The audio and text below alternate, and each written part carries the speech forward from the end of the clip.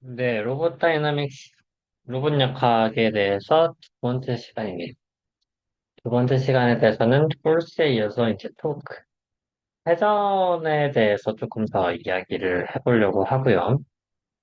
저번 시간에 그냥 간단한 개념으로 키네틱스, 키네마틱, 다이나믹스에 대해서 이야기를 해보았고, 이게 조금 더 얘기를 하다 보면 이게 결국 트랜슬레이셔널 모션, 그러니까 XYZ로 움직이는 형태의 심플 파티클에 대해서 움직였는데, 이야기를 하였는데, 이 심파 파티클이 아니라 어떤 오브젝트, 크기가 있는 형태의 오브젝트라고 있었을 때, 그 오브젝트는 회전하는 형태의 또 다른 움직임이 발생을 하는데, 이 회전이라는 움직임이라는 것을 정의하는 것 자체가 되게 생각보다 복잡하고 직관적이지도 않고 수식적으로도 어렵습니다. 그런 측면에서 저번 강의를 제가 시간을 계산을 잘못해서 분배를 잘못하고 설명이 조금 길어진 것도 있어서 40분을 목표로 녹화를 하고 있습니다. 40분이 지나게 되었는데 그 지난 만큼의 시간을 생각하여 이번 강의는 조금 짧은 시간으로 이야기를 해보려고 생각을 하고 있습니다. 짧게 이야기를 하는 이유는 토크를 제대로 이해하기 위해서는 수식적으로 나갈 수밖에 없는데, 이 수식적인 것들이 하다 보면 너무 길어질 것 같아서, 인트로덕터리 레벨에서는 조금 더 그냥 개념적으로만 접근해도 좋지 않을까 싶습니다. 또 우리가 결국 다이나믹스를 배우는 가장 주된 이유가 물리적인 움직임에 대한 감각, 예측 능력을 키우고 그것을 활용해서 로봇이나 이 피지컬 AI에 활용을 하기 위함인데요. 근데 이 다이나믹스라는 게 참 신기해서 가끔은 우리가 예측하는 대로 별개로 이어질 수가 있습니다. 먼저 영상을 보시죠. 이 탐유에서 유명한 피직스 수업인데요.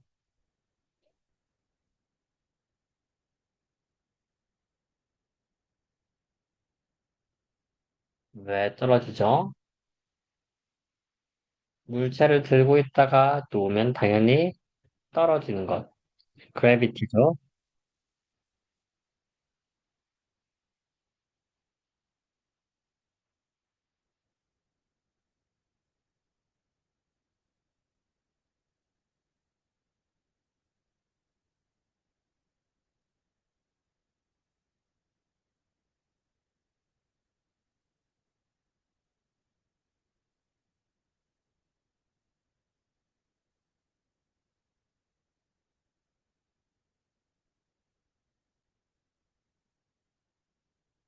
회전하고 있는 바퀴를 떨어뜨리니까 바퀴가 떨어져야 되는데 떨어지지 않고 있습니다.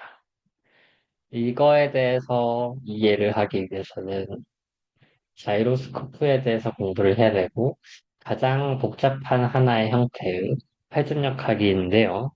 비슷한 형태에 따른 또 예시를 보시죠.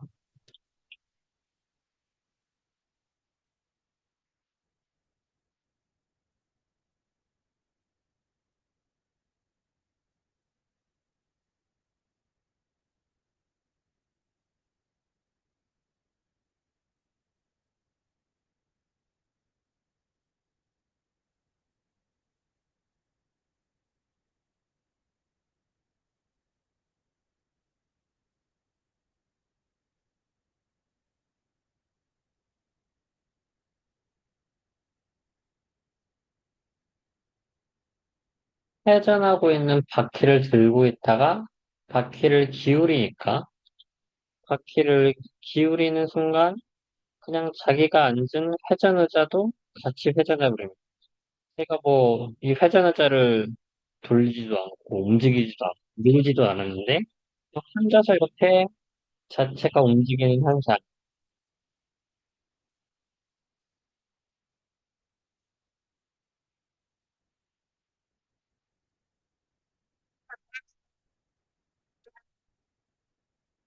그두 가지 예시다 그래서 사람의 직관으로 약간 좀 특이하다. 직관적이지 않다라는 인상을 받을 수가 있는데 이런 것들이 다 회전 관성 모멘트 앵글러 모멘텀 밸런스 등등에 의한 형태의 현상이라고 볼 수가 있습니다. 그래서 이러한 직관적이지 않을 수도 있는 회전 운동이 곳곳에서 일어나고 있고요. 뭐 자동차의 바퀴, 당연히 회전으로 일어나고 있고요. 우리가 산업 로봇으로 많이 사용하게 되는 이 로봇 매니플레이터의 모터들이 다 결국은 회전입니다. 우리가 이런 이 액추에이터라고 부르는데요.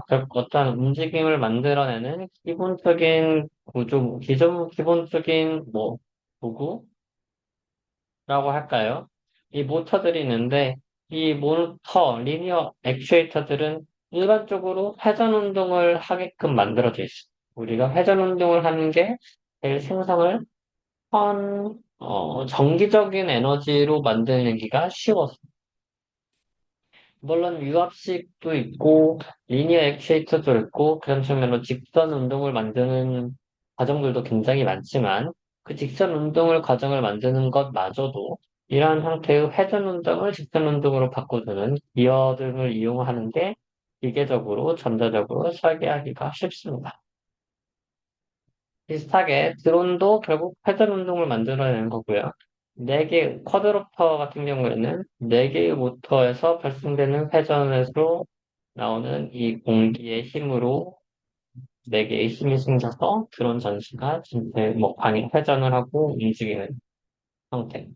여기에 회전은 모터의 회전이라고 볼 수도 있고, 이 드론 자체가 좀 기울어지면서 회전을 하겠죠. 이렇게 방향 전환 회전할 수도 있고, 롤링, 이 방향전이 요윙, 아니면 이 기울어지는 피칭, 앞뒤로 기울어지는 피칭, 옆으로 기울어지는 롤링, 옆으로 회전을 하는 요윙. 뭐 이렇게 세 가지의 그냥 드론 자체의 회전 혹은 모터의 회전 등 회전 자체가 계속해서 일어나고 있다고 볼 수가 있습니다. 이러한 회전을 최대화하는 형식으로 이 결국 회전에 대해서 발생하는 힘을 우리는 토크라고 볼 수가 있을 텐데요. 그러니까 폴스랑 토크는 약간의 다른 개념이긴 합니다. 뭐 예를 들어 우리가 투수가 야구공을 던진다고 합니다. 야구공을 던졌을 때 가장 세게 던지는 방법은 결국 이 투수의 어깨나 관절이 낼 수 있는 힘은 똑같을 거예요. 이 똑같은 힘을 내는 관점에서 같은 힘으로도 공이 더 빨리 나가게 하는 방향으로는 최대한 멀리 뻗어줘야 된다. 타자도 마찬가지로 같은 힘으로 같은 속도로 이 방망이는 나가게 될 텐데 이 방망이가 나가게 되면서 공을 최대한 세게 맞추기 위해서는 그러니까 뭐 같은 힘이라기보단 같은 가속도로 나가게 될 텐데 같은 가속도로 나가면서 공을 세게 맞추기 위해서는 여기에서 맞추는 것보다 끝에서 맞춰야 공이 더 세게 맞춰. 그래서 공이 더 아프게 되는 거고 그럼 여기서 움직일 수 있는 이 타자가 최대한 할 수 있는 이 공을 최대한 세게 칠 수 있는 판에서는 여기 회전축으로부터의 거리를 길게 만들어줘야 되기 때문에 왼쪽 손이 쭉 뻗어져 있으면서 공도 최대한 끝에 맞출 수 있는 이 R을 최대한 반지름을 최대한 길게 만들면서 공을 던지는 형태라고 볼 수가 있습니다. 다만 뭐 피처의 경우에는 뭐 완전히 공을 펴고 던지면은 공에 전달되는 힘 자체가 줄기 때문에 그럼 힘을 어깨와 팔꿈치에서 최대한 줄 수 있는 선에서 이 디스턴스 그 전체 거리를 길게 하는 게 역학적으로 우리가 공에 전달하는 힘을 최대화하는 방향이다라고 볼 수가 있습니다. 이런 운동에 대해서도 결국 역학에 대해서 이해가 있게 된다면 더 운동을 잘할 수 있는 과정이라고 볼 수가 있겠죠. 그래서 이 힘에 대해서 대응되는 게 회전 운동에 대해서 대응되는 게 토크입니다. 우리가 트랜슬레이션 모션에서 포스와 F는 MA가 만들어졌다면 이게 그대로 회전 운동에서 대응이 되는 게 토크와 알파에서 가속도가 각가속도인 알파로 정의되고 질량이 완성 모멘트인 이너셜 모멘트로 정의가 되는 형태가 돼서 F는 ma가 결국 토크는 I 알파라는 식으로 쉽게 이야기가 됩니다. 그래서 관성 모멘트가 점점점 커지고 뭐 거기에 가속도가 토크가 뭐 가속 모멘트 여기 질량과 마찬가지로 힘이라는 게 결국 질량이라는 게 관성의 크기로 정의된 것처럼 이 관성 모멘트도 이 토크라는 회전에 관여하는 힘이 어떻게 얼마만큼 가속도를 만드는지에 대한 관성 모멘트가 만들어질 수가 있는데요. 근데 여기에서는 사실 또 좀 회전에 대해서는 뭐 이렇게 아주 단순하게 정의되진 않고 토큰 IR파라는 식도 굉장히 단순한 형태이긴 하고요. 실제로는 식이 더 복잡합니다. 여기에서만 뭐 일단 조금 더 간단하게 이야기를 하자면 우리는 토크, 힘에 대했을 때 이 힘이 얼마만큼 아니 각가속도, 회전을 만들어내는지에 관심이 있는데요. 이 회전을 잘 만들어지는 것에 대해서 한번 직관적으로 우리의 경험을 비추어 봤었을 때 생각을 해보면 이 경첩이 달린 문을 회전해서 돌리려고 합시다. 이 돌리려고 했을 때 얼마나 잘 돌아가는지는 힘을 당연히 같은 위치에 대해서 크게 주고 작게 준다고 했을 때, 크게 주고 작게 줬을 때 어느 게 잘 돌아가냐? 크게 준 게 더 잘 돌아가겠죠. 그런 측면에서 힘의 크기에 비례하는 형태가 토크일 것이다. 토크가 회전을 잘 주는 형태의 힘이니까. 또 같은 힘을 준다고 하였을 때 여기에 R에 대해서 경첩으로부터 거리가 뭐냐, 경첩으로부터 거리가 짧냐에 따라서 회전이 잘 되는 형태는 거리가 먼 형태입니다. 그래서 거리가 먼 형태이기 때문에 R에 비례한 형태가 토크가 만들어진다. 그래서 토크는 R에 비례하고 토크는 힘의 크기에 비례한다. 근데 거기에 또 뭐가 비례해야 되냐? 같은 힘의 크기인데 방향이 달라졌어요. 그래서 이 R의 거리, 정탑으로부터 거리, R 벡터의 거리에 따라서 힘을 이쪽으로 주면 뭔가 수직으로, 이 R 벡터에 따라서 수직으로 주는 것보다 조금 더 힘이 많이 들어가겠죠. 사실상 이 R 벡터에 대해서 힘을 이렇게 정확하게 평행한 형태의 F를 준다고 하면은 얘는 회전이 전혀 일어나지 않습니다. 즉, 여기에 가해지는 힘은 이 힘을 100% 만들면은 두 개로 쪼개서 이 수직인 방향의 힘과 평행인 방향의 힘으로 나눌 수가 있는데, 이 평행의 방향의 힘은 R의 방향에 대해서 아무런 회전을 만들어내지가 않아요. 결국 의미 있는 것은 수직의 방향의 힘인 거고, 이 수직의 방향의 힘을 나타내는 그 R과의 크기를 계산하는 것이 이 크로스 연산입니다. 그래서 R에 대해서 크로스 외적을 하는 것이 결국 RF 사인 세타인 거고요. RF가 RF 사인 세타니까요. 이 RF 사인 세타의 그 외적의 방향은 R 벡터의 F를 감싸는 형태의 위로 방향이기 때문에 F는 위로 작용하는 것이다. 여기에서 이 화면을 뚫고 위로 올라가는 형태로 토크 벡터가 만들어지는 것이고 R의 F 벡터로 감싸져서 위로 올라가는 토크를 정의할 수가 있습니다. 직관적으로 보았을 때 R에 비례하고 F에 비례하고 R에 비례하는 사인 세타에 비례하기 때문에 이게 다 고력돼서 만들어진 식이 토크는 R 크로스 F다라고 이해를 할 수가 있어요.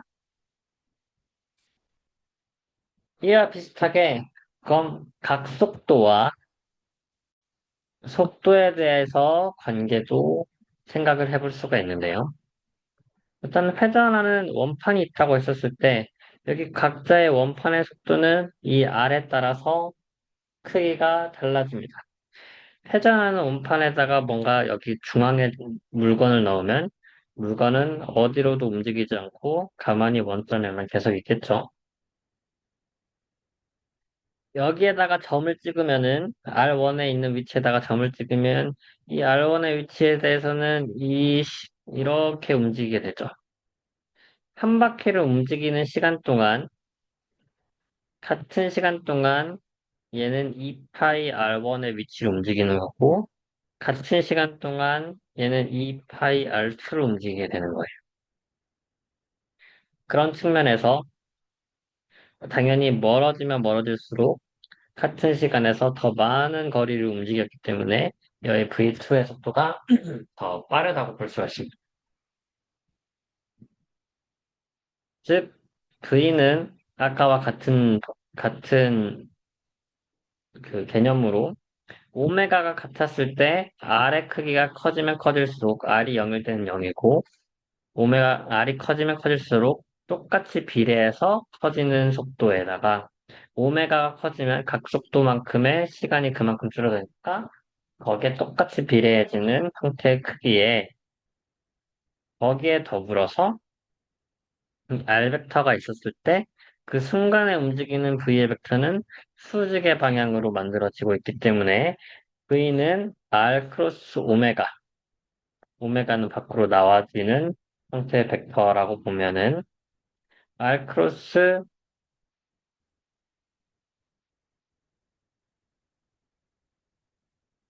오메가로 V가 결정이 된다.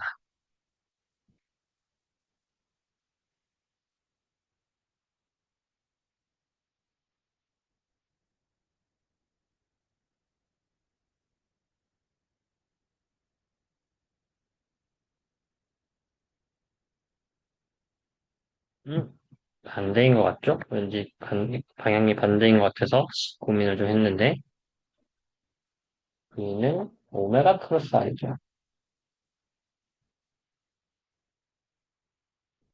네, 여기가 나오는 방향이니까 나오는 방향에서 R 벡터로 감싸줘야 V 벡터가 만드니까 오메가 크로스 R. A도 알파 크로스 R. 그 각속도도 각가속도에 대해서 같은 형태로, 같은 원리로 알파 크로스 R로 이렇게 각속도와 각가속도, 일정하게 움직이는 물체에 대해서 이러한 형태의 관계식을 만들어낼 수가 있습니다.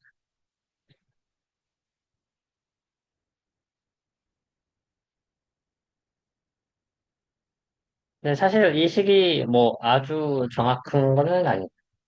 이 콜디네이트에 따라서 V와 오메가가 어떻게 바뀌어지는지에 따른 식이 아, 꽤나 점점 복잡해질 텐데요. 근데 일단 그런 것들을 무시하고 간단하게 보았을 때 오메가와 알파가 이런 식으로 만들어진다고 생각할 수가 있습니다. 그래서 그냥 아주 간단하게 보면 토크는 I알파, F는 MA처럼 토크는 I알파라는 게 식이 성립한다고 합시다.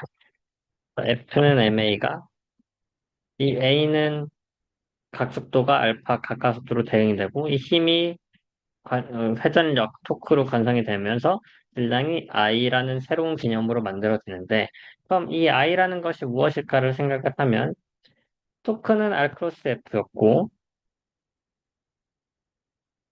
A는 결국 알파 크로스 알파, R이었기 때문에, 이 R 크로스 F는 R 크로스 MA였고, 이 A는 알파 크로스 R이었기 때문에 MR 크로스의 알파 크로스 R이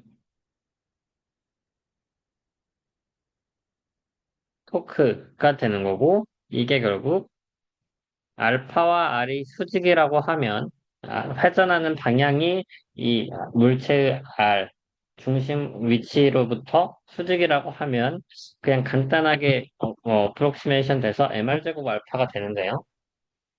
r이 두 개의 알파라고 해서 mr제곱 알파가 결국 토크는 i알파이다. 그래서 i는 mr제곱에 대응한다라고 일단 우선적으로 생각을 해볼 수가 있습니다. 근데 그냥 굉장히 그냥 특정한 상황에서 요약을 한 거고, 실제로는 이 회전에 대해서 더 수식적으로 점검을 해봐야 할 필요가 있습니다.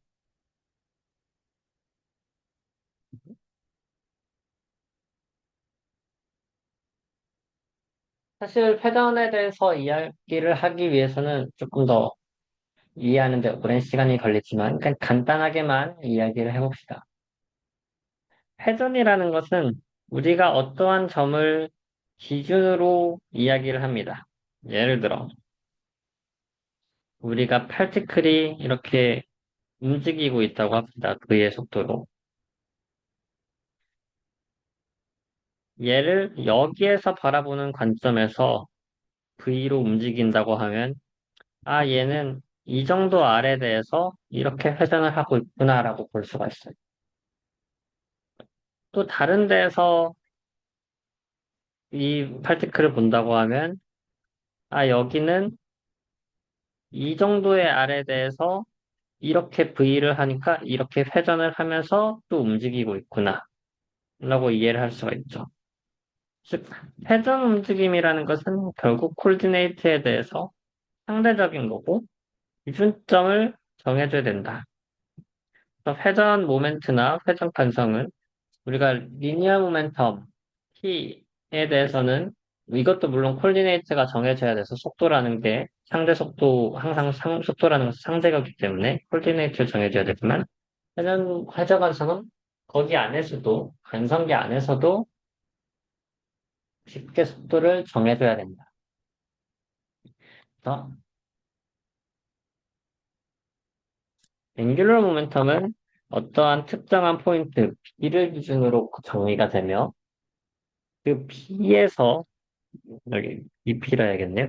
이 B에서 그 포인트까지의 거리의 벡터의 회전 관성을 아니 그 리니어 모멘텀을 크로스 오퍼레이션 해주는 게 앵귤러 모멘텀이라고 우리가 정의를 합니다. 그래서 어떠한 콜디네이트 축이 있고 x, y, z 코디네이트가 있고 그게 원점이 5라고 했었을 때 어떠한 특정 점 여기가 R, B라고 하면 여기 RB 벡터가 만들어질 수가 있고요. 어떠한 포인트를 따라서 파티클이 움직인다고 하였을 때 파티클이 V로 움직인다고 하였을 때 이 O에서 보는 거나 B에서 보이는 거나 어떠한 특정 arbitrari한 B 포인트에서 보는 P를 보는 벡터 RBP가 있으면 이 RBP의 P, 즉, 이 파티클의 질량의 속도를 크로스해 준 것이 앵귤러 모멘텀이다 라고 정의를 했어요.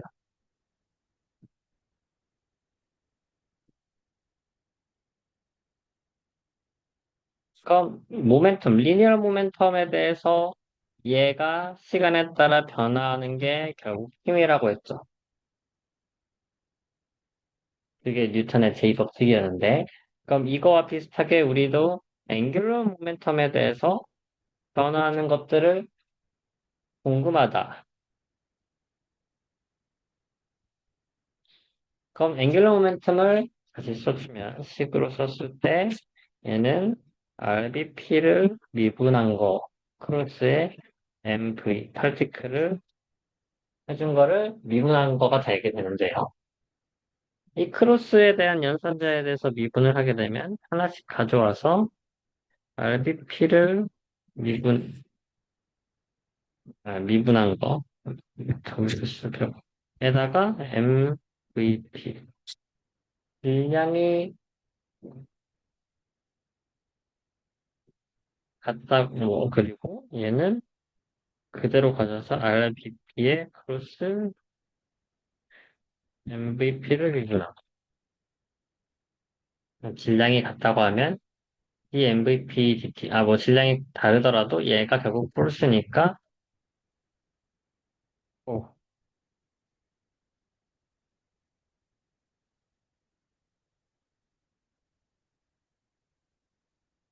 일단 TRBP를 구하고 싶은데, 얘는 RBP의 플러스 F라고 볼 수가 있고요. DRBP, DT는 RBP를 미분한 건데, RBP는 여기까지의 거리, RP에서 RP를 뺀 거라고 볼 수가 있죠.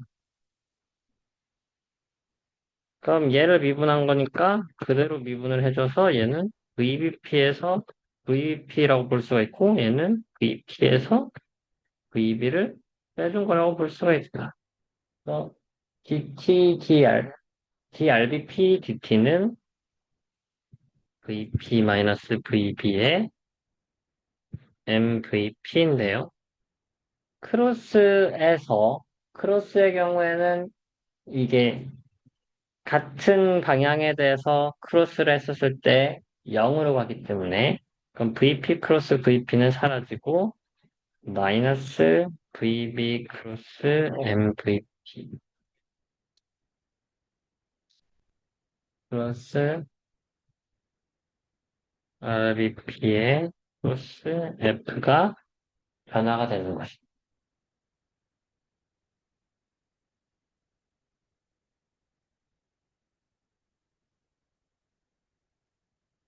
얘를 다시 순서를 바꿔줘서 정리를 해주면 RBP의 크로스 F 즉 이거는 B에서 봤었을 때 어떤 포인트에 R 크로스 F니까 토크라고 볼 수가 있겠죠. 이 토크는 각 운동량의 리니어, 앵귤러 모멘텀의 변화에다가 더하기 VB의 MVP를 크로스해줘. 운동량을 크로스해줘. MVP라 써도 되고, 얘는 그냥 P라고 써도 되겠죠? 리니어 모멘텀. 그래서 토크에 대한 식이 이와 같이 나옵니다. 그래서 힘에 대해서는 힘이 결국 리니어 모멘텀의 변화를 만들었는데, 토크에 대해서는 앵귤러 모멘텀의 B에 관해서 앵귤러 모멘텀의 변화를 만든 거에 더하기 VB 크로스 P를 해줘야 한다. 그래서 얘가 꼭 앵귤러 모멘텀의 변화랑 일치하는 게 아니다. 라는 식을 이해할 수 있어야 됩니다. 수식적으로 뭐 이렇게 나왔으니까 거기에 대해서는 우리가 당연하게도 뭐 반박할 수 있는 여지가 없어요. 그런 측면에서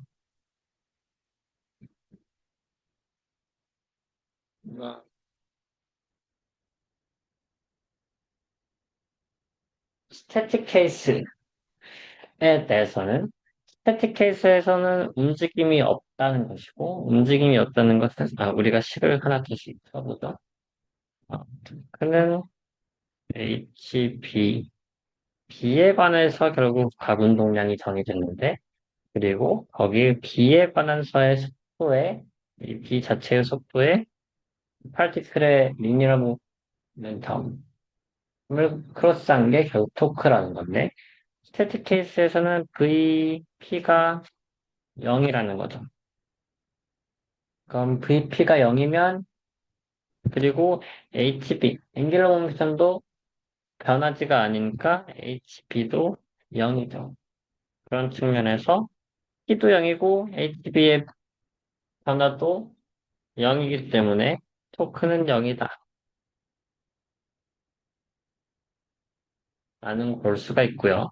포인트 B가 고정돼 있거나 P가 그 B와 패러럴하게 움직이면 고정돼 있으면 VB가 0이니까 VB 크로스 P가 0으로 가고요. B와 P가 패러럴하게 움직이면 VP와 P가 그러니까 사인 세타가 곱해지는 크로스 프로덕트인데 얘가 0으로 가기 때문에 토크는 HB의 변화량으로밖에 안 되게 된다. 그럼 이러한 특정 상황에서 B를 잘 잡은 특정 상황에서 얘는 앵귤러 모멘텀 밸런스의 변화가 토크랑 일치하게 된다라고 볼 수가 있고요. 토크가 작용되는데 0이라고 한다면 거기에 두 번째 상황이라고 했었을 때 그러면은 VB 크로스 P가 0인 상황에서 가군 HB가 변화량이 없다라는 것은 HB, 앵귤러 모멘텀이 컨스탄트하다는 거겠죠. 즉 RBP 크로스 MVP가 컨스턴트한 상황이다. 이러한 상황들, 특수 상황들에 대해서 이식이 간단해지고 이 상황에 대해서 우리가 회전역학을 이해하게 되는 경우들이 많습니다. 그래서 뭐 그러한 대표적인 예시로 음, 예를 들어 어떠한 우리가 질량이 우리 뭐 사람이 회전을 하고 있는데 뭐 아령 하나를 들고 회전하는 의자에 있다고 합시다. 회전하는 의자에서 있는데 우리가 m짜리의 질량을 들고 회전을 하고 있어요. 오메가. 로테이팅 차에서 m짜리 질량을 들고 있었을 때 여기에 들고 있는 뻗어져 있는 길이가 r이라고 하면 이 길이가 r0에서 r로 변한다고 했었을 때 과연 우리가 움직임이 어떻게 되냐? 그럼 이 외부의 개에서 어떠한 여기 R 전체 시스템에서 거리가 커지고 바뀌는 것은 외력에 대한 토크가 작용한 게 없습니다. 토크가 작용한 게 없는 상황에서 토크가 0이라는 것은 HB의 변화량 플러스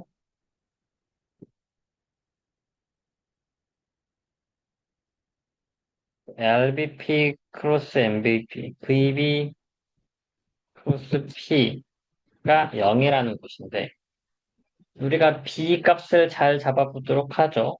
B 값을 어디로 잡냐?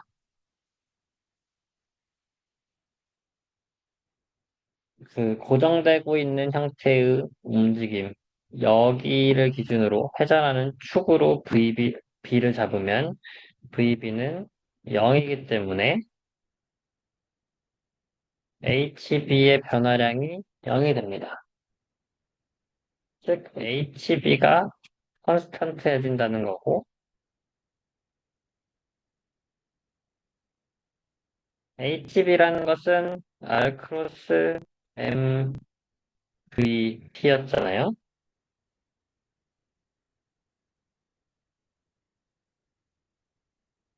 VP는 그러니까 결국 R에다가 여기에서의 VP인데 회전 운동을 하고 있으니까 오메가로 회전 운동을 하고 있으니까 얘는 결국 크로스가 그대로 수직인 형태의 움직임이라서 MR 오메가 제곱 MR 제곱 오메가 VP는 오메가 크로스 R이니까 MR 제곱 오메가가 됩니다. MR 제곱 오메가가 컨스턴트하다.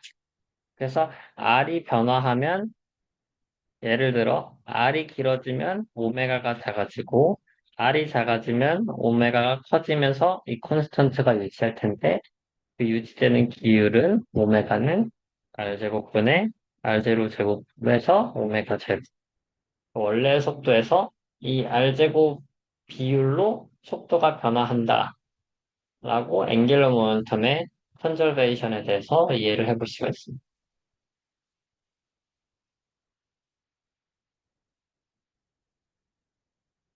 그래서 이 영상을 보시면 실제 그 예시인데요. 어떤 사람이 회전하는 이 의자에 앉아서 질량을 들고 이렇게 쭉 뻗어 있을 때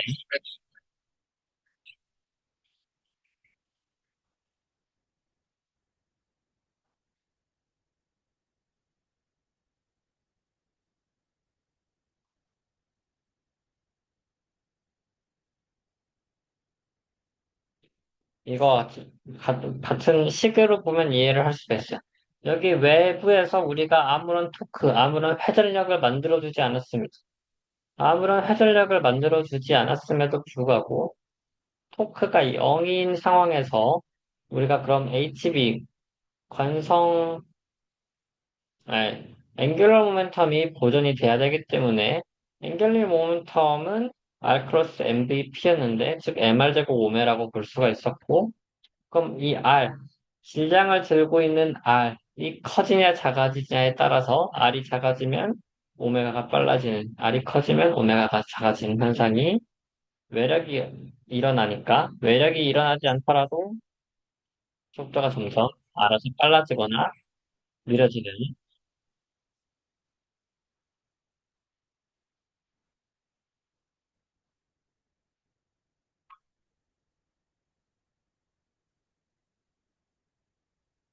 상황을 해석할 수가 있게 됩니다. 이 식을 다시 조금 더 복잡하게 쓰면 이 토크에 대한 식이 결국 그 전체 바디의 관점에서 이 이널시아 모멘트에 대해서 정의를 해야 되는데 이널시아 모멘트를 정의를 했었을 때 이와 같은 복잡한 식이 만들어지고요. 결국 회전이라는 것은 중요한 게 우리가 어디로 포인트를 잡냐예요.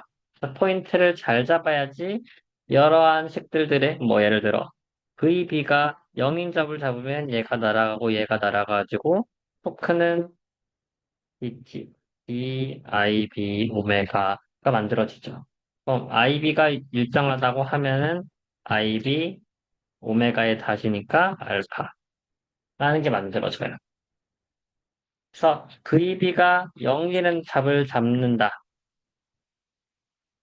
혹은 뭐 VB가 다른 형태의 적정한 잡을 뭐 픽스드 포인트거나 센터 오브 매스를 잡는다 했었을 때 얘네들이 0 값이 돼가지고 토큰 IR파라는 식이 결국 성립할 수가 있게 됩니다. 정리를 하면 회전에서의 또 F는 MA에서 이것도 사실은 F는 운동량의 변화였던 거에서 이렇게 나왔던 건데 토크는 그 자체도 아니라 가운동량의 변화에서 토크가 나온 것도 아니라 여기에 수많은 식들이 결국 운동량의 변화라는 것은 어떠한 기준점에 대해서 정의가 되는 거고 그 기준점에 맞춰서 수많은 식들이 따라오는 형태로 식이 만들어지는데 그 기준점을 정할 때마다 이 식들이 달라지는 거고 식들이 달라지더라도 결국 내부에서 작용되는 힘은 똑같겠죠. 똑같은데 이게 달라지는데 그게 맞춰지는데 이걸 잘 잡아야지 그럼 얘네들이 좀 간단해지면서 토큰 IR파라는 형태로 되게 간단해진다. 라는 게 회전 관성에서의 묘미. 그래서 그럼 그 회전 관성을 비에 따라서 잘 잡아야지 식이 만들어지는 거고 그래서 이 이너시아 모멘트, 모멘트 오브 이너시아는 질량에 비슷하게 대응되는 개념인데 그 개념에 대해서 식은 이러한 관점으로 정리가 되고 다양한 물체에 대해서 관성 모멘트가 이렇게 정의가 될 수 있다. 그리고 그 정의된 관성 모멘트에 대해서 큰 IR파를 써서 이 회전 운동을 기술할 수 있고 회전 운동에 대해서 분석할 수 있게 됩니다. 그래서 복잡한 식들이 있었지만 이 복잡한 식들이 간단화되는 과정들이 있고요. 그 과정들에 대해서는 진짜로 동력학 수업을 제대로 하게 되면 거기에서 익히게 될 수 있고 여기서 그냥 간단한 중요한 개념은 뭐 F는 MA처럼 거기에 대응되는 것들이 있는데 그 대응되는 방향성에 맞춰서 회전이라는 게 정의가 될 수 있다. 그리고 그렇기 때문에 이 복잡한 식들 때문에 회전이라는 것은 꽤나 non-intuitive, 직관적이지 않을 수가 있는데 그것들에 대해서 수식적으로 이해를 하고 새로운 직관을 늘려나가야 우리가 실제 로봇이나 피지컬 AI에도 적용해 볼 수가 있을 것 같습니다.